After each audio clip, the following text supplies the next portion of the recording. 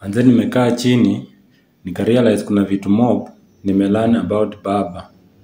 Yaani hii life, Raila ni story tofauti kabisa.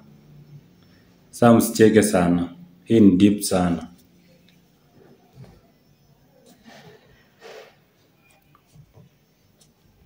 Number 1.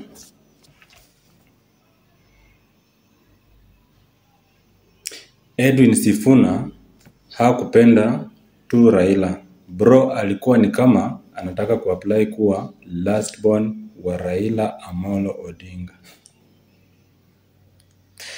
Number 2. Raila ni Kenya na Kenya ni Raila. Ukitoa baba, country inakuwa ni kama ukali bila sukuma. Haina ladha. Number 3. Baba hana mtoi nje ya ndoa.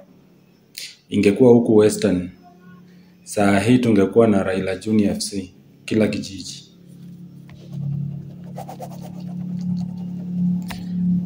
Number 4. Raila alipenda watu na watu walipenda Raila.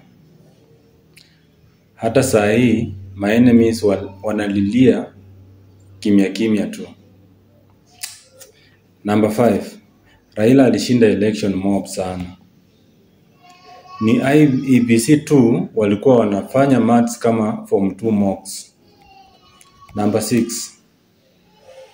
Baba bado ni famous hata akiwa 6 feet. Wase waka alive hawa trend hata nusu yake. Raila ni content. Content ni Raila. Number 7.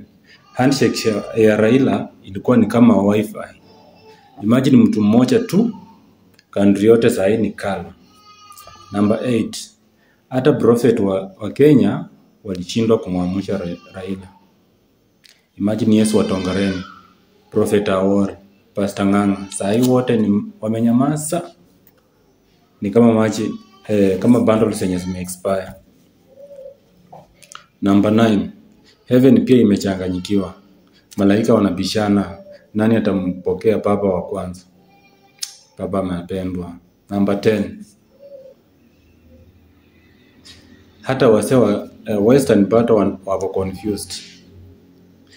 Hata hawawezi kuungana hadi wapeleke gift moja ama hizo ng'ombe walikuwa wanapeleka pamoja kama Mlembe Nation.